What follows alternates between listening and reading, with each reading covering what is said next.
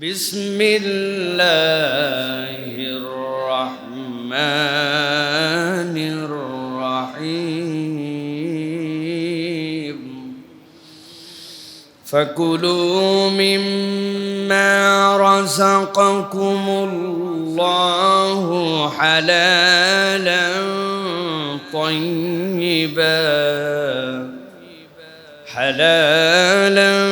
طيبا واشكروا نعمة الله إن كنتم إياه تعبدون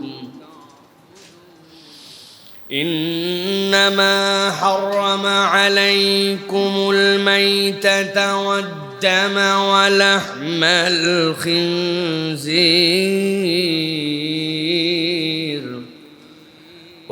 الخنزير وما أهل لغير الله به فمن اضطر غير باغ ولا عاد فإن الله غفور رحيم। আজকে আমাদের আলোচ্য বিষয় হচ্ছে বান্দার জীবনে শুকরিয়ার গুরুত্ব কি। একজন শাকের বান্দা আল্লাহ রাব্বুল আলামিনের কতটুকু প্রিয়, ঠিক কিভাবে, কি কারণে আমরা আল্লাহ রাব্বুল আলামিনের শাকির বান্দা হব। আল্লাহ রাব্বুল আলামিন বলছেন ফাকুলু মিম্মা রাযাকাকুমুল্লাহু হালালান তাইয়্যিবা। আল্লাহ বলছেন, ও দুনিয়ার মানুষ, তোমার রব তোমাদের জন্য যে হালাল সম্পদ দিলেন, হালাল খাদ্য দিলেন, আল্লাহ নির্দেশ দিচ্ছেন তোমরা হালাল খাও। কেবল হালাল নয়, আল্লাহ বলছেন হালালান তাইয়্যিবা। বান্দা নিরেট কেবল হালাল এরকম হলেই হবে না, আল্লাহ বলছেন পবিত্রতম খাবার, এইটা সবচেয়ে স্বাস্থ্যসম্মত হয়, এরকম খাবারটা তুমি খাবে। এটা তোমার রব আল্লাহ রাব্বুল আলামিনের নির্দেশনা। আমাদের অনেকের ধারণা দুনিয়ার প্রথম দিকের মানুষ আদিবাসী মানুষ ছিল, যারা বনে জঙ্গলে ঘুরে বেড়াতো, সভ্যতা জানতো না, ভব্যতা জানতো না, দুনিয়ার আচার ব্যবহার কিছুই জানতো না। এইটা যারা বিশ্বাস করে এরা ইসলামের বিশ্বাস থেকে যোজন যোজন দূরে। কেননা আমরা বিশ্বাস করি ইন্নী জাইলুন ফিল আরদি খলিফা, আল্লাহ আদম আলাইহিস সালামকে প্রথম মানুষ হিসেবে দুনিয়াতে প্রেরণ করেছেন। আর প্রথম মানুষ, প্রথম পয়গম্বর ছিলেন, প্রথম মানুষ আল্লাহ রাব্বুল আলামিনের সকল বিষয়ের জ্ঞান নিয়ে দুনিয়াতে এসেছিলেন। ওয়াল্লামা আদামাল আসমা কুল্লাহা, আদম আলাইহিস সালাম জানতেন কেমনে খাইতে হবে, কেমনে পড়তে হবে, কেমনে সুসভ্যভাবে চলতে হবে। এই জন্য মুসলমানদের বিশ্বাস আদম আলাইহিস সালাম থেকে শুরু করে যারা ইসলামের অনুসরণ করেছে, যারা নবীদেরকে অনুসরণ করেছে, কোনো কালেই তারা অসভ্য ছিল না। আল্লাহ রাব্বুল আলামিন এই জন্য নির্দেশ দিচ্ছেন ফাকুলু মিম্মা রাযাকাকুমুল্লাহু হালালান তাইয়্যিবা ওয়াশকুরু নি'মাতাল্লাহি ইন কুনতুম ইয়্যাহু তা'বুদুন। আল্লাহ রাব্বুল আলামিন বলছেন, এই দুনিয়ার মানুষ, আমি কেবল তোমার জন্য বলি নাই তুমি হালাল খাবার খাও। আল্লাহ বলছেন তাইয়্যিব খাও। ছোট্ট একটু উদাহরণ দিলে মাথাটা পরিষ্কার হয়ে যাবে। আপনি আপনার হালাল কামাই দিয়া একটা মুরগি কিনে নিয়ে আসছেন, নিয়ে আসার পরে বিসমিল্লাহি আল্লাহু আকবার বলে জবাই করছেন, করার পরে এইটার চামড়া ছিলছেন, ছেলার পরে বাচ্চা কাচ্চারা আপনার সাথে ছিল, এক বাচ্চাকে বলছেন তুমি কলিজাটা খাও, আরেক বাচ্চাকে বলছেন তুমি রান খাও। জিজ্ঞাসা করব, বুঝে থাকলে উত্তর দেন।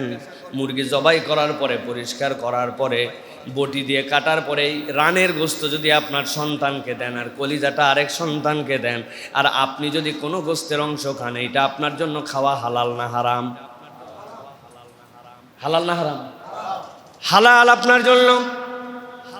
কারণ বিসমিল্লাহ বলে আপনি জবাই করেছেন, আপনার হালাল টাকায় কিনা, আপনার জন্য হালাল, কিন্তু এটা তাইয়্যিব না আপনার জন্য। কেননা আপনি যদি ওই কাঁচা গোস্তটা খান, কেউ বলতে পারবে না এটা হারাম, হালাল আপনার জন্য। কিন্তু আল্লাহ বলছেন কেবল হালাল নয় বান্দা, আমি তাইয়েব করে তোমাকে খেতে বললাম। ওই প্রথম মানুষ আদম আলাইহিস সালাম থেকে আমি তার মধ্যে জ্ঞান দিয়ে দিয়েছিলাম যে এইটাই চূড়ান্ত রূপে হালাল হলেও তোমার জন্য স্বাস্থ্যসম্মত নয়, ওটা একটা আগুনের আঁচ দিয়ে ওইটা পুড়ায়া সিদ্ধ করে এইটা খেতে হবে তোমার জন্য, এটা তোমার জন্য হেলদি হবে। আল্লাহ বলছেন আমি আমার বান্দাদের জন্য এই জন্য বললাম, 1 নম্বর নির্দেশনা কেবল হালাল নয়, ওইটা তাইয়েব করে ওইটা পবিত্র করে পরিষ্কার করে তুমি ভক্ষণ করো। আর 2 নম্বর, যেহেতু আল্লাহ তোমাকে এই হালাল জিনিসটি তোমার জন্য দিলেন, তোমার দ্বিতীয় দায়িত্ব হবে ওয়াশকুরু নি'মাতাল্লাহি ইন কুনতুম ইয়াহু তা'বুদুন।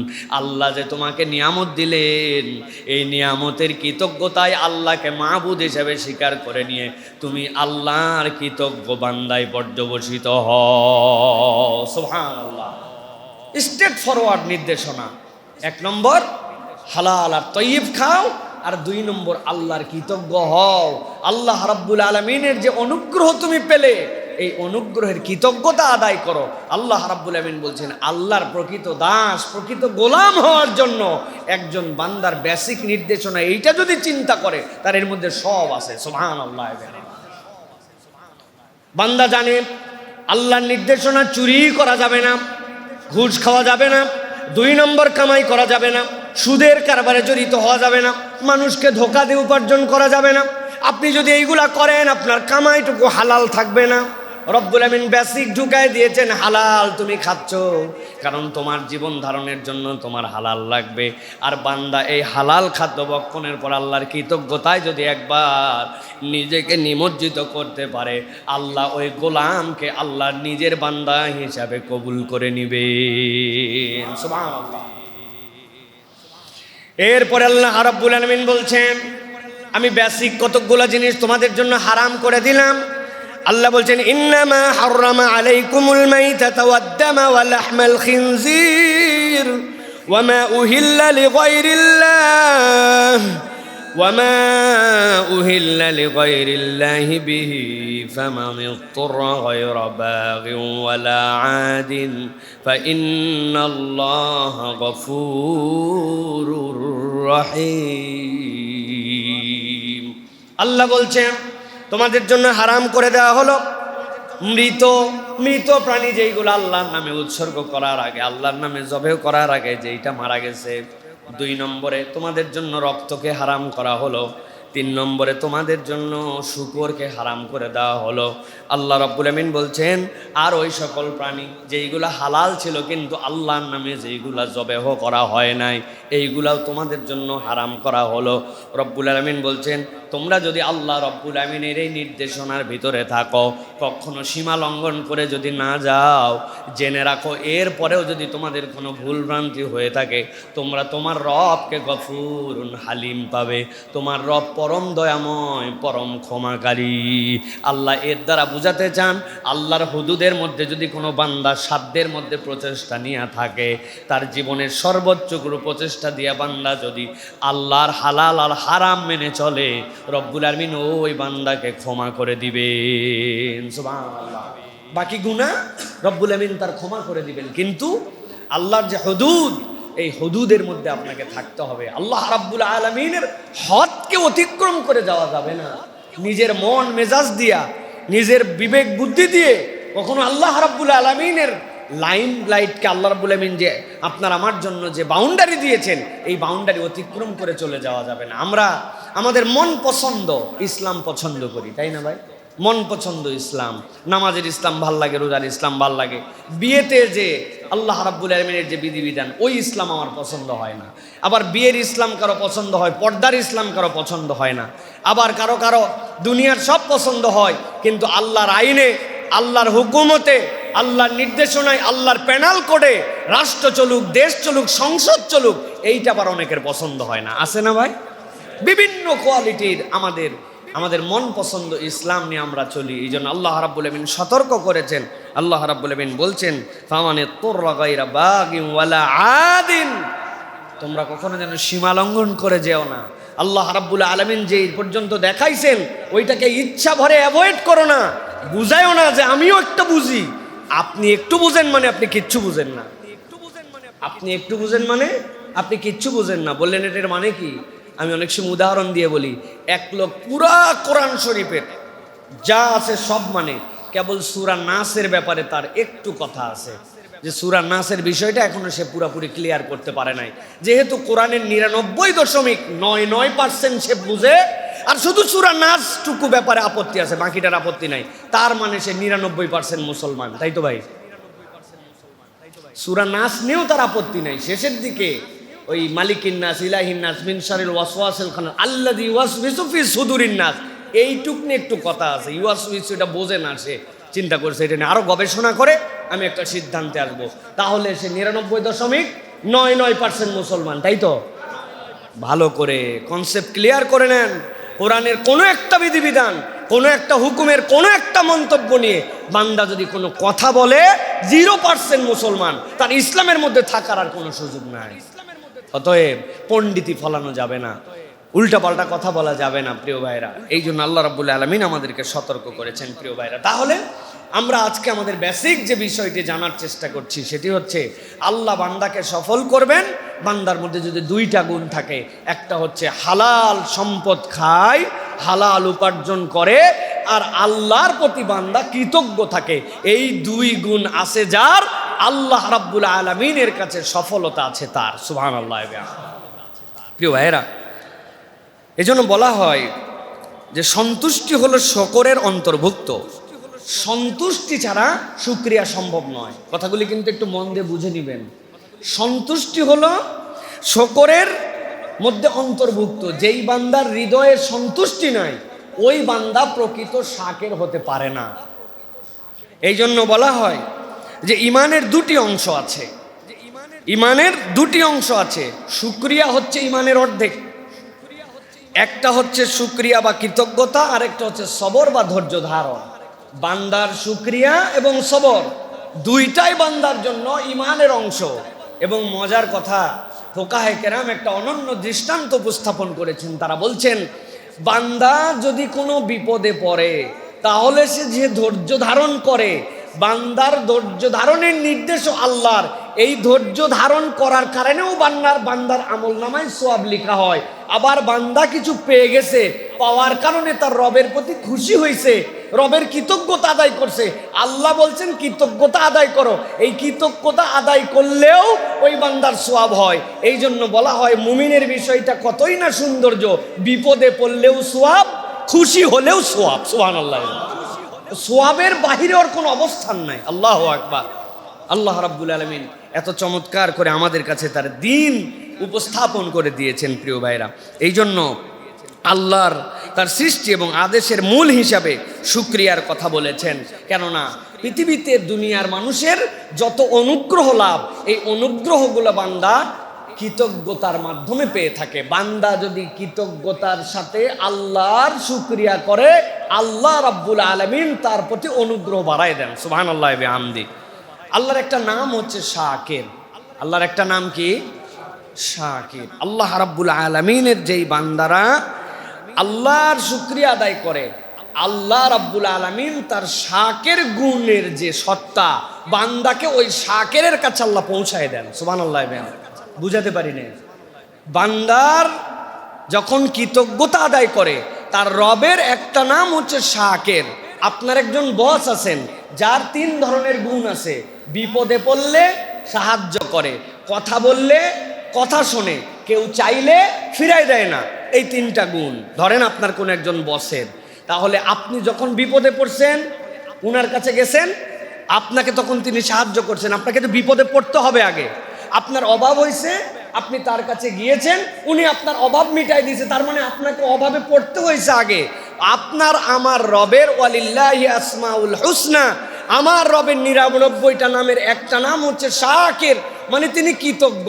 বান্দা যখন কৃতজ্ঞতা আদায় করে, ওই শাকের রবের কাছে তখন বান্দা পৌঁছায় যায়। ওই শাকের রব বান্দাকে সন্তুষ্ট করতে যা লাগে সব দান করে দেন। সুবহানাল্লাহ। আমার রবের 2টা নাম, এই 2 নাম নিয়ে আমি সব সময় আমার ভিতরে এটা জাগরুক রাখার চেষ্টা করি, আপনাদের কাছে শেয়ার করি একটা হাদিসের আলোকে। আমার রবের একটা নাম হচ্ছে শাকির, আরেকটা নাম হচ্ছে হালিম। একজন মহিলা রাস্তা দিয়ে চলছিল, প্রস্টিটিউট, নিজের শরীর নিজে বিক্রি করে, আল্লাহর দেওয়া হুকুম লঙ্ঘন করে সে একটা মহাজঘন্য অপরাধ করে, কিন্তু সে বান্দার হক নষ্ট করে না। একদিন রাস্তায় যাওয়ার সময় দেখছে একটা কুকুর জিহ্বা বের হয়ে গিয়েছে পানির পিপাসায়, মনের মধ্যে মায়া হয়েছে তা সে একটা জুতা খুলে চামড়ার মোজাতে করে পানি তুলে কুকুরটাকে পানি খাওয়াইছে। নবীজি সাল্লাল্লাহু আলাইহি ওয়াসাল্লাম, মহিলার বাজে কাজ ছিল, কিন্তু যে কাজগুলি তার ছিল এই কাজগুলি আল্লাহর হুকুমকে খেলাফ করে সে আল্লাহ রাব্বুল আলামিনের হুকুমের ব্যতিক্রম করেছে, কিন্তু বান্দার কোনো ক্ষতি করে নাই। আল্লাহর সৃষ্টি একটা পশু কুকুর, ওইটাকে যখন সে খাইয়েছে আল্লাহ রাব্বুল আলামিন দেখেছেন যে আমার বান্দি আমার এই প্রাণীর প্রতি কৃতজ্ঞতা আদায় করছে। আল্লাহ বলছেন আমার নাম হচ্ছে শাকের, অথবা আমি যা ইচ্ছা তাই করতে পারি। বান্দির ওই কৃতজ্ঞতায় আল্লাহ তার শাকের রূপ নিয়ে হাজির হয়ে ওই বান্দিকে মাফ করে দিয়েছেন। সুবহানাল্লাহ। ফিল করেন কৃতজ্ঞতা আদায় করলে আল্লাহ রাব্বুল আলামিন কি দিতে পারেন, এটা হচ্ছে আল্লাহ রাব্বুল আলামিনের দান। আরেকটা জিনিস খেয়াল রাখবেন, আপনার রব হচ্ছেন হালিম। হালিম মানে কি? হালিম মানে হচ্ছে যিনি আপনার অনুভূতি বোঝেন। হালিম মানে নরম কেবল নয়, হালিম মানে কোমল কেবল নয়, হালিম মানে যিনি আপনার ফিলিংস বোঝেন।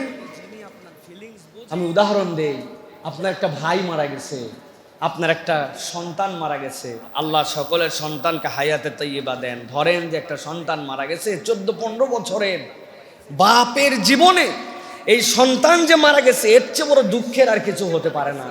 এই যে আমরা দেখলাম আমাদের বৈষম্য বিরোধী আন্দোলনের সময় কতকগুলা ইয়াং ছেলেদেরকে, তরুণদেরকে ওপেন ফায়ার করে হত্যা করে দেওয়া হলো। আজকের পরিবর্তিত বাংলাদেশ নিয়ে আমরা আনন্দ উপভোগ করছি, কিন্তু পুরা বাংলাদেশ যদি তার কাছে দিয়ে দেওয়া হয় আর যদি বলা হতো তোমার সন্তানটার আবার জীবন, ও পুরা বাংলাদেশ এক সাইডে রেখে তার সন্তানকে চাইতো, কেননা বাপ জানে তার সন্তান হারানোর দুঃখ কত, ঠিক কি না? এখন ওর কাছে আমরা যে সান্ত্বনা দিচ্ছি যে ভাই ধৈর্য ধরেন, ভাই এ করেন ও করেন, উনিও গ্রহণ করতেছে, কিন্তু আপনাদের কাছে সত্যিকার কথা জিজ্ঞাসা করতে চাই, পুরা পৃথিবীর মানুষ যদি তাকে সান্ত্বনা দেয়, উনি কি উনার হৃদয়ে ধারণ করতে পারবে বাপের কষ্ট? পারবে? ভালো করে জানেন হালিম মানে কি। হালিম মানে আপনার ওই রব, যেই রব আপনার প্রতিটা ব্যথা আপনি যেরকম ধারণ করতে পারেন ওই রব ওরকম ধারণ করতে পারেন, এই জন্য তিনি হালিম। এই জন্য বান্দার ব্যথা, বান্দার দুঃখ, বান্দার অনুভূতি যিনি বুঝেন তিনি হালিম রব। ওই হালিমের কাছে বান্দা যদি একবার শুকরিয়া নিয়ে হাজির হতে পারে, আল্লাহ তার বান্দার যাবতীয় চাহিদা পূরণ করে দেয়। এই জন্য আপনার রবের কথাটা মনে রাখবেন, দুনিয়ার কেউ আমার ব্যথা বোঝে না, আমার ব্যথা বুঝে আমার আল্লাহ। আমার অনুভূতিটা কেউ জানে না, অনুভূতি বুঝে আল্লাহ। এটা ইমানের অংশ আমাদের, কারণ আমার রবের নাম না হালিম, আর আমার রব না শাকুর। আমার রবের কাছে যদি আমি একবার যদি কৃতজ্ঞতা আদায় করি আর আমার অনুভূতিটা ব্যক্ত করতে পারি, আল্লাহ আমার দুনিয়া আখেরাত কল্যাণে কল্যাণে ভরায় দিবেন। সুবহানাল্লাহ। এই জন্য প্রিয় ভাইরা, শুকরিয়া আদায় যে করে রব তার কাছে পৌঁছায় দেন। আল্লাহ রাব্বুল আলামিন কোরআনুল কারীমের মধ্যে বলছেন ফাযকুরুনি আযকুরুকুম ওয়াশকুরু লি ওয়ালা তাকফুরুন। বান্দা তুমি আমাকে স্মরণ করো, তুমি যদি আমাকে স্মরণ করো আমি বান্দা তোমাকে সব সময় তোমার কাছে আসি। ওয়াশকুরু লি ওয়ালা তাকফুরুন। আর বান্দা তুমি তোমার রবের কৃতজ্ঞতা আদায় করো, কখনো কোশ্চিনকালেও তুমি তোমার রবের কুফরি করবা না। আল্লাহর নির্দেশনা। আল্লাহকে স্মরণে রাখো, তুমি তোমার রবকে তুমি তোমার স্মরণে রাখো। তোমার রবের যদি তুমি কৃতজ্ঞতা আদায় করো, আল্লাহ রাব্বুল আলামিন বলছেন কখনো অকৃতজ্ঞ হয়েও না, কেননা এটা তোমার যে আল্লাহর পক্ষ থেকে তোমার প্রতি যে অনুগ্রহ, এই অনুগ্রহের সাথে কখনো অকৃতজ্ঞতা যায় না। অতএব বান্দার তবিয়ত, বান্দার চরিত্রই হবে রব্বুল আলামিনের প্রতি কৃতজ্ঞ হওয়া। আমার অনেকগুলি কথা আছে, রিপিটেডলি এইগুলি কথা সব সময় বলি, মাঝে মাঝে বোঝানোর জন্য। আমরা অনেক সময় বলি কি পাইছি, আল্লাহর কাছ থেকে কি পেলাম, বলি না ভাই? আমরা কি পাইলাম আল্লাহর কাছ থেকে? দেখতে তো পাই না রব আমাকে কি দিল। আমি তাদের জন্য 2-3টা উদাহরণ দেই মাঝে মাঝে। তার একটা উদাহরণ হচ্ছে আপনার এই যে ডান হাত, এই ডান হাত যদি আপনার ঠিক থাকে তাহলে এই 3টা আঙুল আচ্ছা করে টেপ দিয়ে হোক, গার্ডার দিয়ে হোক, এমনভাবে এই পর্যন্ত পুরো প্যাঁচ দিবেন, দিয়ে এই 3 আঙুল আটকায় দিবেন, আটকুল আঙায় দিয়া বাথরুম করার পর যখন ফ্ল্যাশ করা লাগে হাত দিয়া, তারপরে যখন ডাল ভাত মাখায় যখন মুখে তুলে খাওয়া লাগে, কেউ যদি বলে কলম দিয়ে একটু সিগনেচার করো, এই 3টা কিন্তু বান্দা। তখন টের পাবেন যে রব্বুল আলামিন আপনারা কি দিছে আর কি দেয় নাই। হ্যাঁ, আমাদেরকে রব নাকি কিছুই দেয় নাই, আমরা কিছুই খুঁজে পাই না। দ্বিতীয় আরেকটা কথা বলি, মাঝে মাঝে আমার সাথে অনেকে সেলফি তুলতে আসে, হুজুর সেলফি তোলেন। একবার একজন সেলফি তুলতে আসছে, আসার পরে দেখে যতই চাপ দেয় সেলফি ওঠে না। কি ব্যাপার? খানিকক্ষণ পরে দেখে স্ক্রিনের মধ্যে লেখা উঠছে, there is insufficient memory, if you want any new picture please delete something from a device. ওই বলতেছে আমার 256 জিবি, আর মরার সময় পাইল না, এখন বলতেছে মেমোরি নাই। মেমোরি ডিলিট করে তারপরে ওনার আবার ছবি তোলা লাগতেছে। অথচ আমাদের অনেকের বয়স 60-70 বছর। কোনোদিন আপনাকে বলছে নাকি সকালবেলা যে হ্যাপি বার্থডে টু ইউ চাচা, today your birthday, your brain's memory is already full, if you want any new scene tomorrow please delete something from your head. চাচা, আপনার কেল্লা ফতে। আপনি মায়ের পেটের থেকে হওয়ার পরের থেকে দেখতেছেন, বুঝে দেখতেছেন না বুঝে দেখতেছেন, আপনার মেমোরি আজকে ফুল 70 বছর। কালকের থেকে কিছু দেখতে চাইলে ব্রেনের মেমোরিগুলো ডিলিট করেন। কত কিছুই তো আন্দা গন্দা দেখলাম, যা দেখা লাগবে তাও দেখলাম, যা দেখা লাগবে না তাও দেখলাম। কোনোদিন এই সিগন্যাল আসলো না। 1000 বছর বেঁচে গেছে নূহ আলাইহিস সালামের কওমের মানুষেরা, তাদের কাছেও এই সিগন্যাল আসে নাই। বরং বিজ্ঞান বলতেছে, if any human being alive in this universe 1000 years without single second of sleep, he or she can spend only 5% of his brain's memory. যদি এই পৃথিবীতে 1000 বছর একজন মানুষ বাঁচে, 1 সেকেন্ডও না ঘুমায়, অনবরত দেখতে থাকে, আল্লাহ তার ব্রেনের মধ্যে এত অসীম মেমোরি দিয়েছেন, তার মেমোরির মাত্র 5% সে খরচ করতে পারবে, এর বেশি পারবে না। সুবহানাল্লাহ, কিছুই নাকি দেয় না আল্লাহ। আজ থেকে 8-10 বছর আগে এই মাহফিলে যাচ্ছিলাম ঝিনাইদহ, অবরোধের মধ্যে ছিলাম। এই আপনাদের দৌলদিয়া পাটুরিয়া ঘাট দিয়া যাওয়ার সময় ওই পারে যে ট্রাকে উঠছি, ট্রাক ওই পারে যাওয়ার সময় বাস নাই, আমরা 10-12 জন, এর মধ্যে একজন লোক লাফ দিয়ে দিয়ে শুধু নিচে নেমে যেতে চায়। লোকজন চিন্তা করছে, হায় হায়, এ যদি পড়ে মরে যায় তো আমাদেরকে তো ধরবে মানুষ, আমরা মনে হয় গন্ডগোল লাগায় ধাক্কায় ফালাইছি। 2-3 জন মিলে তারা ঠেকানোর চেষ্টা করে, ও থাকবে না, ও খালি বলে আমি ট্রাক থেকে নেমে যাব। একজন বুদ্ধি দিয়ে বলছে ট্রাক থামাও। বাসের ভিতরেই ড্রাইভার, হেল্পার, স্টাফ সব, কিন্তু ট্রাকে তো এই সিস্টেম না, বাইরে আমরা, সামনে ড্রাইভারের কেবিন। ঢাকা শহরে গাড়ি থামাতে হলে একবারই, আর গাড়ি চলতে হলে 2 বারই। এখন চিন্তা করছে ট্রাক থামানো লাগবে। একজন যায় ড্রাইভার যেই জায়গায় মাথার উপরে বাড়ি দেয়, ট্রাকের ড্রাইভার ট্রাক থামা, ট্রাকের ড্রাইভার ট্রাক থামা। ট্রাকের ড্রাইভার তো আর থামা শুনতে পায়নি, কিন্তু ডবল বাড়ি শুনছে। শুনে চিন্তা করছে রাস্তা ফাঁকা, ভাড়া নিছি বেশি, যাওয়া বোধহয় আসতে হচ্ছে, যাত্রীও কম, আগে যাও আসতে যাচ্ছিল, এখন তার চেয়ে জোরে যায়। এদিকেই তো এই লোক লাফ দিয়ে শুধু নিচে নেমে যেতে চায়। ভাইরে ভাই, কি বিপদের বিপদ। বিশ্বাস করেন, লোকজন বলতেছে হুজুর লোকটা পাগল হয়ে গেছে, স্ক্রু ঢিল হয়ে গেছে। মানুষের পাগলও না, মানুষের মাথায় স্ক্রু নাই, দেখতে আপনার আমার মতো, নাক আছে, চোখ আছে, লুঙ্গি পরে আছে, উপরে শার্ট পরে আছে, সব থাকার পরেও আমাদের সাথে মিল। মানুষ তাকে পাগল বলতেছে, কারণ ব্রেনের একটুখানি তার এলোমেলো হয়ে গেছে। তো আপনাকে আমাকে কিচ্ছু দেয় নাই আল্লাহ, কিন্তু কারো বাপের সাধ্য নাই আপনাকে আমাকে পাগল বলে। রবের না কোনো প্রশংসার কিছু আইটেমই খুঁজে পাই না আমি। এগুলো একটু মিলাই নেবেন প্রিয় ভাইরা। এই জন্য আল্লাহ বলছেন, ফাযকুরুনি আযকুরুকুম ওয়াশকুরুলি ওয়ালা তাকফুরুন। বান্দা কুফরি করিস না, তো রব তোর যে নিয়ামত দিয়েছে তুই হিসাব দিয়ে মিলাতে পারবি না। সুবহানাল্লাহ। সবচেয়ে বড় নিয়ামত বাঙালির জন্য, আল্লাহ আপনাকে আমাকে দৌলতে ঈমান দান করছে। যেই বাঙালি লম্বা টুপি হবে না ছোট টুপি, আমিন জোরে না আসতে, কাতারের মধ্যে ফাঁক কম থাকবে না বেশি থাকবে, এত ঝামেলা নিয়ে যেই বাঙালি পেঁচার মধ্যে আছে, ওই বাঙালি একবার চিন্তা করে দেখেন যে আমাদের যদি ঈমানের দাওয়াত এখন দেওয়া লাগতো, আমরা আদৌ কি ঈমান গ্রহণ করতে পারতাম কিনা? ঠিক কিনা?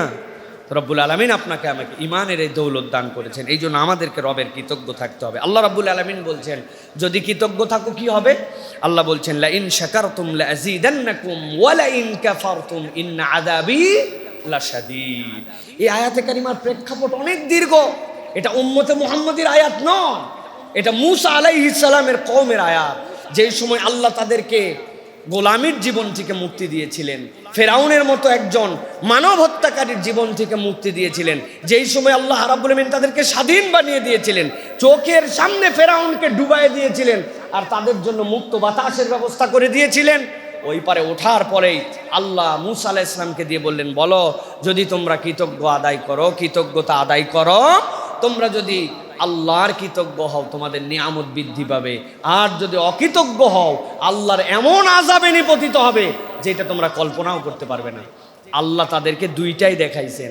ফেরাউনের কম বিজয় লাভ করার পরে পণ্ডিতি করছিল, আল্লাহ রাব্বুল আলামিন 40 বছর এক জায়গায় ঘুরায় একটা জেনারেশনকে মেরে ফেলে দিয়ে নতুন জেনারেশনকে বিজয় দান করেছিলেন। অতএব আল্লাহর হুমকি ধামকি কেবল হুমকি ধামকির মধ্যেই নয়, আল্লাহ দুনিয়াতে দেখিয়েছেন বান্দাকে তার কিছু চিহ্ন মানুষের সামনে আল্লাহ রাব্বুল আলামিন দিয়ে রাখেন। ওয়া উমলি লাকুম ইন্না কাইদি মাতিন, আল্লাহ বলছেন একটু ঢিল দিয়ে রাখছি, মানে মনে করো না একবারে সার দিয়ে রাখছি।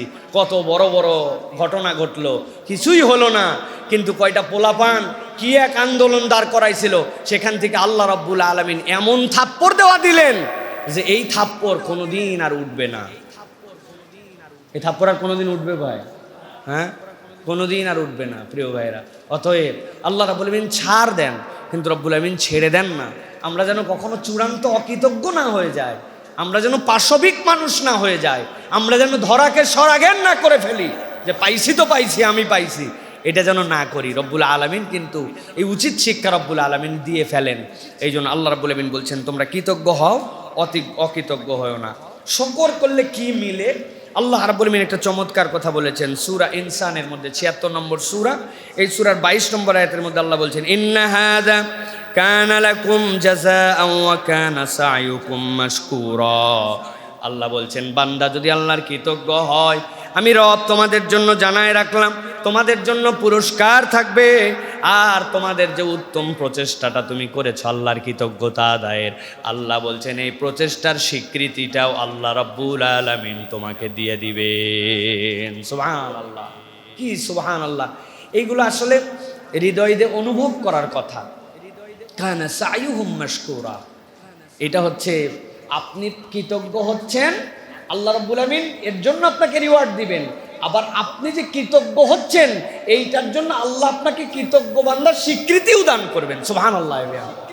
কি অদ্ভুত রব্বুল আলামিনের দান, কি অদ্ভুত রব্বুল আলামিনের ঘোষণা আপনার আমার জন্য। বান্দা নিজের স্বার্থে বলতেছে রব্বানা আতিনা ফিদ দুনিয়া হাসানা, কিন্তু আল্লাহ বলছেন বান্দা তুই যদি বুঝে থাকিস আর হৃদয় দিয়ে অনুভব করিস, এর মধ্যে যা আছে তুই কল্পনাই করতে পারবি না। রব্বানা আতিনা ফিদ দুনিয়া হাসানা বলতে হবে আপনাদেরকে। এই দোয়াটা কোথায় আছে? কোরআনে। কোথায় আছে? এই দোয়াটা শিখিয়েছেন কে? এই দোয়াটা কবুল করবেন কে? এই দোয়াটা করার নির্দেশনা দিয়েছেন কে? অবাক বিষয়, যে আল্লাহ কবুল করবেন, যে আল্লাহর কাছে গৃহীত হবে, ওই আল্লাহ শিখাই দিচ্ছেন তুমি বলো। সেই আল্লাহ রাব্বুল আলামিন এই জন্য বলছেন ওয়া কানা সাইয়ুহুম মাশকুরা। বান্দা কৃতজ্ঞতার কথা বলছি, কিন্তু তুই যে কৃতজ্ঞতার রাস্তায় গেছিস এইটাও আল্লাহর কাছে একটা ইবাদত হিসেবে লেখা থাকবে। সুবহানাল্লাহ! রব এইভাবে আমাদেরকে দিতে চান প্রিয় ভাইরা। আল্লাহ রাব্বুল আলামিন এই জন্য বলছেন ওয়া ইন তাশকুরু ইয়ারদাহ লাকুম, বান্দা ইয়ারদাহু লাকুম, তুমি যদি আল্লাহর কৃতজ্ঞ হও, রব ঘোষণা দিচ্ছেন আল্লাহ তোমার প্রতি খুশি হয়ে যাবেন। সুবহানাল্লাহ! রব্বুল আলামিন তোমার প্রতি খুশি হয়ে যাবেন। নবীজি সাল্লাল্লাহু আলাইহি সাল্লাম রাতকে রাত নামাজে দাঁড়িয়ে থাকতেন। হাদিসের মধ্যে আসছে নবীজি সাল্লাল্লাহু আলাইহি সাল্লাম সিজদাগুলো এমন দীর্ঘ করতেন, আয়েশা সিদ্দিকা রাদিয়াল্লাহু তাআলা আনহা বলছেন আমি তো অবাক হয়ে গিয়েছিলাম যে আমার নবী কি জীবিত আছেন কিনা। একটুখানি হাত দিয়ে ধাক্কা দেওয়ার পরে দেখি নবীজির মাথাটা একটু নড়লো, তখন বুঝলাম নবীজি সাল্লাল্লাহু আলাইহি সাল্লাম জীবিত আছেন। নবীজি এমন পরিমাণ দাঁড়াইতেন রাত্রে পা মোবারকগুলা ফুলে যেত। সাহাবায়ে কেরাম নবীজির রোজা রাখা দেখে, নবীজির এই পরিশ্রম দেখে আসার পরে রাসূলুল্লাহ সাল্লাল্লাহু আলাইহি ওয়াসাল্লামকে বলেছেন ইয়া রাসূলুল্লাহ, ইয়া হাবিবাল্লাহ, আপনার তো রব্বুল আলামিন অ্যাকাউন্টের মধ্যে গুনাই দেন নাই, আপনার গুনার অ্যাকাউন্টকে ক্লোজ করে দেওয়া হয়েছে, কোনো শয়তান আপনার সাথে আসতেই পারে না, করিন নামে যে শয়তান প্রত্যেক বান্দার সাথে থাকে, নবীজির দাওয়াতে নবীজির সাথে যেইটা ছিল সেইটা ঈমান এনে ফেলেছে। অতএব আপনার এত কষ্ট, এত পরিশ্রম, এগুলার কারণ কি ইয়া রাসূলুল্লাহ, ইয়া হাবিবাল্লাহ? নবীজি উত্তর দিয়েছেন, আফালা কুনু আবদান শাকুরা। আমার রব যে আমাকে এত মর্যাদা দিলেন, আমার জন্য এত নিয়ামত দিলেন, আমি কি আমার রবের কৃতজ্ঞ বান্দা হব না? নবীজি যেই জায়গায় আল্লাহর কৃতজ্ঞ বান্দা হওয়ার জন্য সবচেয়ে বড় প্রচেষ্টা করেছেন, সেখানে আপনার আমার জীবন ভর্তি গুনাহ, ডানে গুনাহ বামে গুনাহ, ছোট থেকে এখন পর্যন্ত গুনাহ। এত কিছুর পরেও আপনার রব আপনাকে আমাকে যে অক্সিজেন দেন, আপনাকে আমাকে যে সূর্যের তাপ দেন, আলো দেন, আপনাকে আমাকে জমিনের বুকে ধ্বংস না করে দিয়ে এখন পর্যন্ত চলাফেরার তৌফিক দিয়েছেন, তাহলে একটু হিসাব মিলায় দেখতে হবে আপনাকে আমাকে আপনার আমার রবের জন্য কত বেশি কৃতজ্ঞ হতে হবে, ঠিক কি না?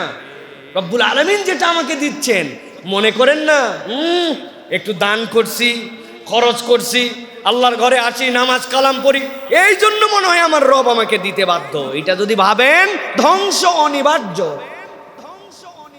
বাচ্চা হারুনুর রশিদ, তার কাছে সারা দেশের মানুষ জানতো, কেউ কোনো তোহফা নিয়ে গেলে, কোনো কিছু নিয়ে গেলে উনি ব্যাপক আশরাফি দিয়ে তাদেরকে খুশি করে দিতেন।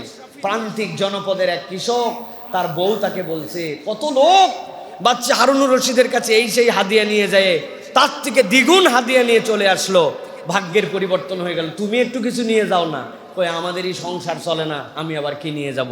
বউ বলছে, শোনো, বাচ্চা হারুন রশিদ থাকে শহরে, আর আমরা থাকি প্রান্তিক এক গ্রামে, যার পাশে আছে একটা প্রাকৃতিক ঝর্ণা। বাচ্চা হারুন রশিদ যাই পাক, এত মিষ্টি পানি, এত সুস্বাদু পানি পায় না। তুমি এক কলসি পানি তোমাকে দিয়ে দিচ্ছি, তুমি এক কলসি পানি হাদিয়া নিয়ে চলে যাও। বউয়ের বুদ্ধিতে উনি এক কলসি পানি হাদিয়া নিয়ে কান্দের মধ্যে নিয়ে চলতে শুরু করছে। ঝড় বাদল, গরম ঠান্ডা সব পার করে 10 দিনের রাস্তা মাথার মধ্যে মাটির কলসি নিয়ে আসছে। আসার পরে বাদশার দরবারে পৌঁছাইছে। বাদশার দরবারে পৌঁছানোর পরে লোকজন বলছে, কি নিয়ে আইছো? বলতেছে, আমার এলাকার সবচেয়ে টাটকা মিষ্টি সুস্বাদু পানি নিয়ে আইছি। সবাই চিন্তা করছে, বহু পাগল দেখছি, কিন্তু এইসব পাগল তো দেখি নাই যে পানি নিয়ে বাদশার দরবারে আসছে। কিন্তু একজন যে বাদশাকে বলে দিছে যে আপনার দরবারে একজন আসছে, পানি নিয়ে আসছে মাথায় করে আপনার জন্য, বলে ওরা ডাক দাও। চারটিখানি কথা নাকি? এক কলসি পানি, এক মটকা পানি আমার জন্য আনা। বাচ্চা বলছেন, খোলো দেখি পানিটা। খোলার পরে দেখছে হাত দিয়া 10 দিনে কলসি আর তার পানি পুরা রং পরিবর্তন হয়ে গেছে। ভিতরে হাত দিয়ে দেখে লালপা হয়ে গেছে, শীতলা পড়ে গেছে, কারণ 10 দিনের যে বাদলা, 10 দিনের যে আবহাওয়া সব পার করে আসছে। কিন্তু বাচ্চা এটা বুঝতে দেয় নাই, কিন্তু যে আনছে সে বুঝছে যেটা তো খাওয়ার অনুপযুক্ত হয়ে গেছে। বাচ্চা বলছেন, পানিটা ঢেলে রেখে ওই পানির কলসি ভর্তি করে আশরাফি দাও, দিয়ে ওকে একটুখানি একজন সাথে নিয়ে যাও, যাওয়ার পরে পাশের দাজলা ফরাত দেখায় তারপরে বিদায় করে দাও। এক কলসি আশরাফি সহ একজন বলছে চলো। যাওয়ার পরে ও দেখছে যে সুবহানাল্লাহ, এই যে দাজলা ফরাত নদী, বলছে যে বাদশার এইরকম পানি থাকার পরেও আমার পানি গ্রহণ করে আবার তার মধ্যে আশরাফি দিয়ে আমারে বিদায় করলো, ব্যাপারটা কি? যে সাথে নিয়ে গেছে সে বলছে, বাদশা এটা বোঝানোর জন্যই তোমাকে পাঠিয়েছেন যে বাদশার জন্য তুমি যে কৃতজ্ঞ চিত্তে এটা আনছো, এইটার রিওয়ার্ড এটা ওই পানির থেকে অনেক পানি বাদশার কাছে আছে। তুমি আবার মনে করো না পানির বিনিময় দিছে, বরং খুশির বিনিময় তোমাকে দিছে। প্রিয় ভাইয়েরা, বুঝার বিষয়, রব্বুল আলামিনের জন্য কারো ইবাদত লাগে না। রবের ইবাদতের মুহতাজ আপনার রব না। আপনি সুবহানাল্লাহ বললেই কি, আলহামদুলিল্লাহ বললেই কি, নামাজ পড়লেই কি, না পড়লেই কি, আমার রবের খাজানাতে এতে একটু কমে না বাড়ে না।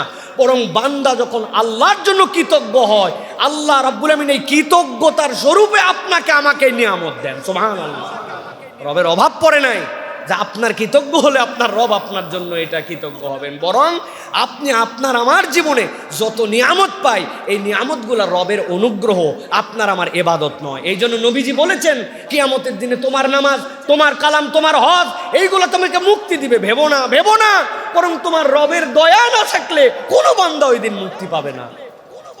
এক চোখের কৃতজ্ঞতা তো আমরা আদায় করে শেষ করতে পারবো না। আমার রব আপনার জন্য যা দিয়েছেন। এই জন্য প্রিয় ভাইয়েরা, আল্লাহ রাব্বুল আলামিন আপনার আমার জন্য বলছেন, যে নবীকে দিয়ে শিখাচ্ছেন আফালা কুনু আবদান শাকুরা, আমি কি আমার রবের কৃতজ্ঞ বান্দা হব না?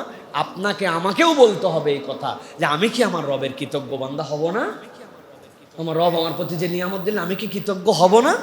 আপনি একটু খুঁজে খুঁজে আপনি বের করেন যে আল্লাহ আপনাকে কি কি নিয়ামত দিয়েছেন। আমার ওস্তাদ রহিমাহুল্লাহ আব্দুল্লাহ জাহাঙ্গীর রহিমাহুল্লাহ বলতেন, বান্দাকে যদি বলা হয় আজকে তুমি কি কি পাও নাই, এত বড় তালিকা হবে। বউয়ের সাথে ঝগড়া দিয়ে শুরু, বাজারে গেলাম দাম বেশি, চলতে ভাল লাগে না, রাস্তাঘাটে ধুলাবালু, আবহাওয়া খারাপ, শরীর চলে না, বাইরে ভাই কি যে একটা অবস্থা, তাও আসি বেঁচে আসি। এত না পাওয়া, পাওয়ার তালিকা কই, খুঁজেই পাই নাই, পাওয়ার তালিকা খুঁজেই পাই নাই। স্যার বলতেন আপনি না বলে ঘুমিয়েছিলেন, হে রব আপনার নামে আমি মৃত্যুবরণ করছি। মানে আপনি ঘুমাই গেছিলেন, আপনি সকালবেলা যে চোখটা খুললেন, আপনার সেন্সটা যে ফেরত আসলো, আপনার চোখের সামনে কি এরকম নজির নাই? কত মানুষ ঘুমের মধ্যেই দুনিয়ার থেকে বিদায় হয়ে গেছে। আপনার চোখটা খোলালো কে? আপনার ব্রেনটা আবার সচল করলো কে? এইটুকুর কৃতজ্ঞতা বাকি জীবন সিজদায় থাকলেও দিতে পারবো না। আর আমি না খুঁজেই পাই না। আহা, কত ভাই ব্রাদার, আমার বাচ্চা কাচ্চারা বেশি বেশি কথা বলে ছোট থেকেই, হয়তো আমি একটু বেশি কথা বলি এই জন্য হয়তো পাইছে জেনেটিক্যালি, অনেক কথা বলে। 2 বছর 3 বছরে এত ম্যাচুরড কথাবার্তা, মানুষজন মনে করার 5-6 বছরের বয়স। আমরা মাঝে মাঝে বলি বেশি কথা বলে, সহ্য হয় না আর এত কথা বলে নাকি মানুষ। কিন্তু মাঝে মাঝে অনুভব করি আমার কতগুলো বন্ধু বান্ধবের বাচ্চা 6 বছর 7 বছর হাউমাউ করে কাঁদে, কথা বলতে পারে না, এখন ব্রেনের ডেভেলপটা সেইভাবে হয় নাই। ওর বুকের যে ব্যথা, ওর বুকের যে কষ্ট, এটা আল্লাহ আপনাকে দেয় নাই, আমাকে দেয় নাই। আমার সন্তানটা প্রতিবন্ধী নয়, আমার সন্তানটা ইম্যাচুরড নয়। আপনি একটু ভেবে দেখেন, আপনার সন্তানের অনেক অপূর্ণতা আছে, আপনাকে কমপ্লিট হ্যাপি করতে পারে না। কিন্তু সে যদি প্রতিবন্ধী হতো, বাথরুমটা তাকে যদি আপনার প্রতিদিন বিছনায় করাতে হতো, খাবারটা তুলে খাওয়াতে হতো, বাথরুমটা করাই দিতে হতো, আল্লাহ না এর চেয়ে ভালো সন্তান আমাকে দিছে? হ্যাঁ, কত মানুষ মসজিদের সামনে বসে আছে এইরকম করে, আমার অত বেশি দেওয়ার নাই তাকে হয়তো, কিন্তু আমি তো মসজিদের সামনে কোনোদিন এরকম করে বসি নাই, পারলে এরকম করছি, না হলে করি নাই। কিন্তু এইরকম যে আল্লাহ আমাকে করলো না, কই কিছুই দেয় নাই আল্লাহ আমাকে, কিচ্ছু পাই নাই, একদম নাই বাড়ি নাই গাড়ি নাই টাকা পয়সা, খালি অসন্তুষ্টি। এই জন্য আল্লাহ রাব্বুল আলামিন বলছেন, বান্দা ওয়াশকুরুলি ওয়ালা তাকফুরুন, আমার কৃতজ্ঞ হও, কখনো কুফরি করো না, তোমার নিয়ামত বাড়বে। তোমার নিয়ামত বাড়ে না কারণ তুমি কৃতজ্ঞতাটা হৃদয় থেকে অনুভব করে আদায় করতে পারো না। যার হৃদয়ে কৃতজ্ঞতা নাই তার জীবনে অর্ধেক ঈমানই নেই, কৃতজ্ঞতা নাই অর্ধেক ঈমান নাই। অতএব আল্লাহর কৃতজ্ঞ বান্দা হওয়ার জন্য চেষ্টা করতে হবে প্রিয় ভাইয়েরা আমাদেরকে। প্রিয় ভাইয়েরা, নবী করিম সাল্লাল্লাহু আলাইহি সাল্লামের একটা চমৎকার হাদিস আপনাদের কাছে বলে দেই যে আমরা কৃতজ্ঞতার কিভাবে আমরা কৃতজ্ঞতা আদায় করতে পারি। প্রিয় ভাইয়েরা, হযরত মুআজ রাদিয়াল্লাহু তাআলা আনহু, নবী করিম সাল্লাল্লাহু আলাইহি সাল্লামের একজন প্রিয়তম সাহাবী। হযরত মুআজ রাদিয়াল্লাহু তাআলা আনহুকে নবীজি বলছেন, হে মুআজ, ওয়াল্লাহি আনা উহিব্বুক, হে মুআজ আল্লাহর কসম করে বলছি, নবী বলতেছেন মুআজ আমি তোমাকে ভালোবাসি। সুবহানাল্লাহ, নবীজি কসম করে বলছেন, ওয়াল্লাহি আল্লাহর কসম, মুআজ আমি তোমাকে ভালোবাসি। যে তোমাকে ভালোবাসি, একটা কথা তোমাকে বলে দেই। কি কথা? প্রত্যেক নামাজের পরে তুমি একটা কথা বলতে যেন ভুলো না। নবী সাল্লাল্লাহু আলাইহি সাল্লাম তাকে শিখাচ্ছেন, প্রত্যেক নামাজের পরে বলবে, আল্লাহুম্মা আইন্নি আলা যিকরিকা ওয়া শুকরিকা ওয়া হুসনি ইবাদাতি। ও মুআজ আমি তোমাকে ভালোবাসি আল্লাহর কসম, এই ভালোবাসার কারণে তোমাকে শিখাই দিচ্ছি, রবের কাছে নিদেন পক্ষে এই কথাটুকু বলো, আল্লাহুম্মা আইন্নি আলা যিকরিকা ওয়া শুকরিকা ওয়া হুসনি ইবাদাতিক। এই কথাটা বলতে ভুলো না, আল্লাহ আমি আপনার কাছে স্বীকারোক্তি দিচ্ছি, আমি আপনার স্মরণে থাকতে চাই, আল্লাহ রাব্বুল আলামিন আপনার শাকের হতে চাই, আর আপনি আমাকে আপনার উত্তম বান্দাদের মধ্যে অন্তর্ভুক্ত করেন, এই ফিলটা আপনাকে জানাচ্ছি রব, আমি আপনার প্রতি কৃতজ্ঞ আছি। এইটা হযরতে মুআজকে নবী করিম সাল্লাল্লাহু আলাইহি ওয়াসাল্লাম শিখিয়ে দিয়েছেন। অতএব আমরা প্রত্যেক নামাজের পরে আল্লাহুম্মা আইন্নি আলা যিকরিকা ওয়া শুকরিকা ওয়া হুসনি ইবাদাতিক, ন্যূনতম এইটুক বলবো। সকাল সন্ধ্যা আরেকটা দোয়া নবী করিম সাল্লাল্লাহু আলাইহি ওয়াসাল্লাম শিখিয়েছেন যে আল্লাহর কাছে আপনি বলেন রাদিতু বিল্লাহি রাব্বান ওয়া বিল ইসলামি দীনান ওয়া বিমুহাম্মাদিন নাবিয়্যান ওয়া রাসূলা। আল্লাহ, দিন পেয়ে খুশি আছি, ইসলাম পেয়ে খুশি আছি, রব হিসাবে আপনাকে পেয়ে, মুহাম্মদ সাল্লাল্লাহু আলাইহি ওয়াসাল্লামকে নবী হিসাবে পেয়ে খুশি আছি। সকাল সন্ধ্যা ফজর এবং মাগরিব এই দুইটা ওয়াক্ত স্পেসিফিক, এইটা আপনার জন্য বলা উচিত। প্রিয় ভাইয়েরা, আল্লাহ রাব্বুল আলামিন এই দোয়াগুলি আমাদেরকে তার কৃতজ্ঞ বান্দাদের অন্তর্ভুক্ত হওয়ার জন্য শিখিয়েছেন। আল্লাহ আমাদেরকে তার কৃতজ্ঞ বান্দার মধ্যে অন্তর্ভুক্ত করে নেন, বলেন আল্লাহুম্মা আমিন। প্রিয় ভাইয়েরা, আরেকটি বিষয় আপনাদের কাছে বলি প্রিয় ভাইয়েরা, সেটা হচ্ছে বান্দা কৃতজ্ঞ কেন হতে পারে না, হৃদয় কেন কৃতজ্ঞ হয় না, এটার কারণ কি? ঘুমায় গেছেন কারা কারা? হাত তোলেন। ঘুমাইছেন কেউ আপনারা ভাইয়েরা? অনেকক্ষণ আগে আসছেন তো আপনারা, এই জন্য জিজ্ঞাসা করলাম। প্রিয়, ভালো করে খেয়াল করেন, অনুগ্রহ দাতার প্রশংসা করাও শুকরিয়া। আপনার জন্য কেউ যদি কিছু করে তার প্রতি কৃতজ্ঞ হওয়া, এটাও একটা শুকরিয়া। এটা না করলে বড় কৃতজ্ঞতা আদায় করা যায় না।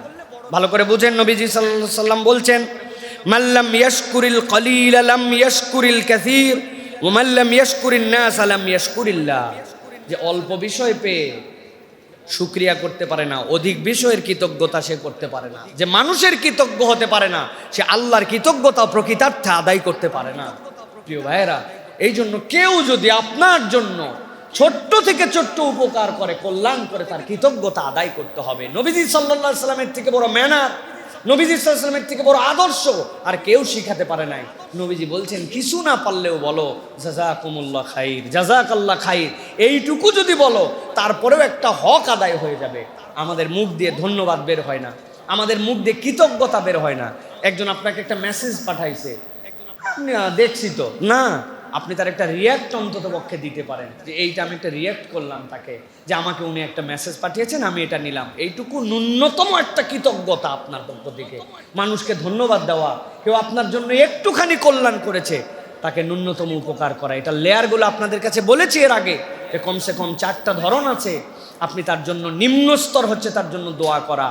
তার যদি আপনার সামর্থ্য থাকে সেটা তাকে হক অনুযায়ী আদায় করে দেওয়া। তারপরে যদি আপনার সামর্থ্য না থাকে তার জন্য হাদিয়া দেওয়া।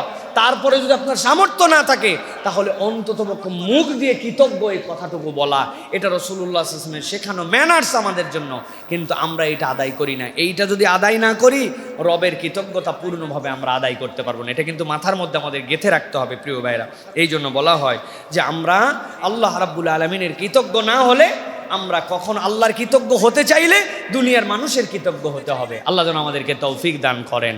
শয়তান অনেক সময় আমাদের হৃদয়ের মধ্যে আটকায় দিয়ে আমাদেরকে কৃতজ্ঞ হতে দেয় না। আমি এই প্রসঙ্গে আপনাদের কাছে কয়েকটি কথা বলতে চাই। একটি হচ্ছে, বাংলাদেশ যে পরিবর্তিত প্রেক্ষাপটে এসেছে, এই প্রেক্ষাপটের পিছনে যেই সকল ভাইদের অবদান আছে এগুলো আমাদেরকে স্বীকার করতে হবে। আমরা হাসপাতাল টু হাসপাতালে ভিজিটে যাই, যাওয়ার পরে সেখানে যে চিত্র দেখতে পাই, আপনারা কল্পনা করতে পারবেন না কি পরিমাণ মানুষ সাফার করতেছে এই মুহূর্ত পর্যন্ত। এই আজকের এই মুক্ত বাতাসের পিছনে তাদের কি পরিমাণ অবদান আছে। হাজার হাজার মানুষের হাজার হাজার বুলেট তাদের গায়ের মধ্যে নিয়ে আসে। কত মানুষ কতভাবে যে কষ্টের মধ্যে আছে, কত মানুষ রক্ত দিয়েছে, শহীদ হয়ে গেছে। তাদের শাহাদাতের উপরে আজকে নতুন একটা বাংলাদেশের প্রেক্ষাপট দাঁড়িয়েছে। এখন এই বাংলাদেশে আসার পরে আমরা মনে করতেছি যে যারা দেশকে এখন পর্যন্ত স্টেবল করার জন্য কাজ করছেন, আমরা তাদেরকে সমর্থন দিয়ে রেখেছি। আমরা তাদের পক্ষে কথা বলে বলতেছি, অন্তত পক্ষে আপনারা দেশকে সুস্থির করার চেষ্টা করুন। আমরা গরম কোনো কথা বলতে চাই না, গরম কোনো দাবিও নিয়ে যেতে চাই না। কিন্তু কতকের নানান ধরনের কর্মকাণ্ড দেখে মনে হচ্ছে যে তারা আমাদেরকে আন্ডার এস্টিমেট করছেন, যে মনে হচ্ছে যেন যে আমরা কিছুই বুঝতেছি না আর ওনারা সব বুঝতেছেন। বর্তমান এই যারা দায়িত্বের মধ্যে আছেন এর মধ্যে কতকে আমরা দেখেছি মার্কিন যে যৌন উপনিবেশবাদ এই দেশের উপরে চাপিয়ে দেওয়ার প্রচেষ্টা, এই উপনিবেশবাদ চাপিয়ে দেওয়ার জন্য কতকে বিভিন্ন মন্তব্য করছেন। ডক্টর দেবপ্রিয় ভট্টাচার্যের বক্তব্য আমরা শুনেছি, কিছুদিন আগে আমরা শারমিন মুর্শিদের বক্তব্য শুনেছি, সারা হোসাইনের বক্তব্য শুনেছি। তারা আমাদেরকে নতুন নতুন ফরমেশনে কথা শোনাচ্ছেন, তারা আমাদেরকে বুঝাচ্ছেন যে এখন আমাদেরকে ইউনিফর্ম ফ্যামিলি কোড আমাদের জীবনে বাস্তবায়ন করতে হবে। সাধারণ মানুষ বুঝতেছে না ইউনিফর্ম ফ্যামিলি কোড মানে কি। তারা এর দ্বারা বুঝাতে চান যে যত ধরনের বাংলাদেশের সংস্কৃতির যত ধরনের মানুষ আছে সকলের মধ্যে একটা সেম ধরনের আইন কানুন লাগবে। আরও যদি খোলাসা করে বলি, মুসলিম পারিবারিক আইন, মুসলিম উত্তরাধিকার আইন, মুসলিম মিরাসের আইন, এইগুলার আর দরকার নাই, সকলের জন্য এক ধরনের আইন দরকার। এই সকল ভাষার ব্যবহার আমরা বুঝতে পারি। এই ভাষার ব্যবহারের দ্বারা নিরেট তাদের মনের মধ্যে যে ইসলামের প্রতি বিরক্তি ওইটার প্রকাশ করেন। আমাদের চুপ থাকাকে দুর্বলতা মনে করবেন না। আপনারা যদি বেশি বাড়াবাড়ি করেন তাহলে আমাদের জবান এবং আমাদের কার্যক্রম এমন হবে, আপনাদেরকে তখন উচিত শিক্ষা দেওয়ার জন্য আমরা রেডি হয়ে আছি। আপনারা সমকামিতার বীজ ঢুকাতে চান, অন্তর্ভুক্তিমূলক আমরা গভর্নমেন্ট করতে চাই। আমরা বুঝি অন্তর্ভুক্তি দ্বারা আপনারা কি বুঝাতে চান। রাসূলুল্লাহ সাল্লাল্লাহু আলাইহি ওয়াসাল্লামের পরে কোনো নবী নাই। এরপরে যদি কেউ নবী আছে বলে, সে যে বলবে সে মুসলমান নয়। বাংলাদেশে হিন্দু, খ্রিস্টান, বৌদ্ধ যারা আছে তাদের যে অধিকার, সেই অধিকার নিয়েই তারা থাকবে। আমাদের তাদের সাথে কোনো বিরোধ নাই, কোনো আপত্তি নাই, কিন্তু মুসলমান পরিচয় নিয়ে থাকতে পারবে না, কাফের পরিচয় থাকতে হবে। আপনি অন্তর্ভুক্তির দ্বারা সমকামিতা বুঝান, অন্তর্ভুক্তির দ্বারা আহমেদিয়া জামাতকে বলেন যে তারাও এখন বিপদের মধ্যে আছে, অতএব তাদের সমকামীরাও টেনশনে আছে, এই টেনশন দূর করে দিতে হবে। আমরা ছাড় দিয়েছি, কিন্তু তার মানে এই নয় যে আমি আমার ধর্মে, ইসলামে, আকীদায়, আদর্শে, কোরআন সুন্নায় ছাড় দিব। কখনো বাংলাদেশে কোনো আহমদিয়া, সুন্নিয়া, জামাত মুসলমান পরিচয় থাকতে পারবে না। থাকবে, কিন্তু কাফের মুশরিক পরিচয় থাকবে।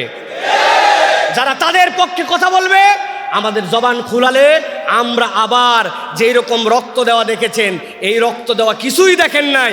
প্রত্যেকটা মুসলমান তাদের রক্ত দিবে, কিন্তু মুহাম্মদ সাল্লাল্লাহু আলাইহি ওয়াসাল্লামকে বেইজ্জত হতে দিবে না। এই জন্য আস্তে করে বলতেছি, এখন বুঝে চলেন, বুঝে কথা বলেন। অন্তর্ভুক্তিমূলক দ্বারা কি বুঝাতে চান? সমকামিতাকে প্রমোট করতে চান? আপনারা সেমিনারে যায় বক্তব্য দেন যে আপনারা আমাদের কাছে প্রস্তাব দেন, যা বলবো তাই শুনবো। এত সস্তা নয়। বাংলাদেশে প্রকৃত সংখ্যালঘু আমাদের হিন্দু ভাইরা নয়, খ্রিস্টান ভাইরা নয়, আমাদের অন্যরা নয়, প্রকৃত সংখ্যালঘু যারা নিরেট ইসলাম পছন্দ করে, ইসলাম মানে, তারা হচ্ছে বাংলাদেশে প্রকৃত সংখ্যালঘু। আমি হুজুর দাড়ি থাকার কারণে বিপদ, আমি হুজুরের টুপি থাকার কারণে বিপদ, আমি হুজুর ইসলাম মানার কারণে বিপদ। আমার আয়না ঘরে বিচ্ছিন্ন দুই একজনকে কেবল দেখেছি অন্যদের, আর প্রত্যেকটা মুসলমান দাড়ি টুপিওয়ালা এদেরকে বিভিন্ন ট্যাগ লাগায়া জঙ্গির নাটক সাজায়া ওদেরকে ভিকটিম বানানো হয়েছে। অতএব এই দেশের পিছনে আমাদের যে অবদান, আমরা স্টেক হোল্ডার, এটা মেনে আপনারা সিদ্ধান্ত নিয়েন। আমরা উড়ে এসে এখানে বসি নাই, সাবধান করে দিলাম আপনাদেরকে। অনেক কথাবার্তা আমরা শুনতেছি, যেইগুলোর দ্বারা আপনারা কি প্রমোট করতে চাচ্ছেন এ বিষয়ে আমরা সচেতন আছি। দেশকে স্টেবল করেন, যে দায়িত্ব নিয়ে আসছেন ওই দায়িত্বের মধ্যে থাকার চেষ্টা করেন। আউল ফাউল চিন্তা ভাবনা করে অন্য দেশের এজেন্ডা বাস্তবায়ন করার জন্য চিন্তা করেন না। এজেন্ডা বাস্তবায়ন যারা করার চেষ্টা করেছিল তাদের দেশে তারা পালায় চলে গেছে। আপনারাও কিন্তু সেই দেশে পালাবেন যাদের এজেন্ডা বাস্তবায়ন করবেন। এই দেশ দেশের জায়গায় থাকবে, আমরাও ইনশাল্লাহ এই দেশের মধ্যে থাকবো ইনশাআল্লাহ। অতএব এই বাজে কাজ, এইগুলির সাথে যেন কেউ জড়িত না হয়। দেশ গঠনের জন্য চেষ্টা করা হচ্ছে, আমরা দেশ গঠনে আপনাদেরকে পূর্ণ সমর্থন দিতে চাই। আমরা মিছিল, মিটিং, হইচই করে আপনাদেরকে অস্থিতিশীল করতে চাই না, কারণ আমরা জানি এই দেশটাকে চুষে খেয়ে এর ভিতরটাকে খোলস বানিয়ে দেওয়া হয়েছে। পদে পদে দুর্নীতি, পদে পদে অন্যায়, পদে পদে বিভ্রান্তিকর কাজ। পুলিশ কাজ করে না ঠিক মতো।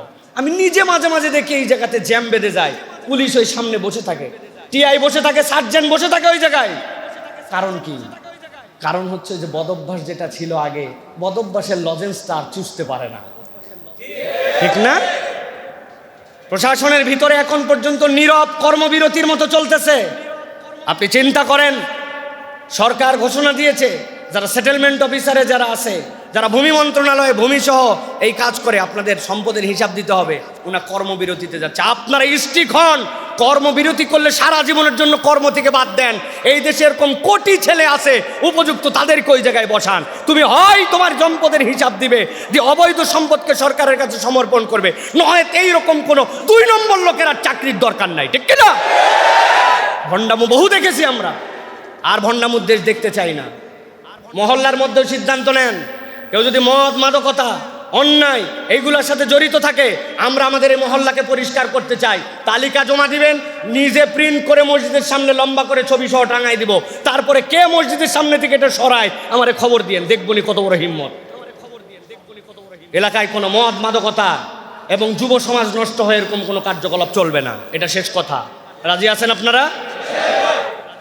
বহু আমরা দেখেছি এইগুলোর দ্বারা আমাদের তরুণদেরকে ধ্বংস করে দেওয়া হয়েছে। তরুণদেরকে ভিন্ন পথে প্রবাহিত করলে দেশকে কন্ট্রোলে রাখা সহজ। এই জন্য আমরা তরুণদেরকে এখন অ্যাক্টিভ করেছি। এই তরুণ এখন আদর্শ তরুণ হবে, আদর্শ বাংলাদেশ গড়বে ইনশাআল্লাহ। এই আদর্শ বাংলাদেশে নাপাক কোনো কিছু ঢুকায়েন না। প্রত্যেক সম্প্রদায়ের ধর্মীয় অনুভূতি আছে, ওই ধর্মীয় অনুভূতির বিবেচনা অনুযায়ী মানতে হবে। আর এইটা বিশ্বাস করে চলতে হবে, এখানে 90% মানুষ মুসলমান এবং ইসলামকে পছন্দ করে। অতএব 90%-এর উপরে আপনি 1-2%-এর এজেন্ডা চাপায় দিবেন। আমরা চুপ করে থাকলেও আমাদের এই চুপ করে থাকাকে দুর্বলতা যেন ভেবেন না।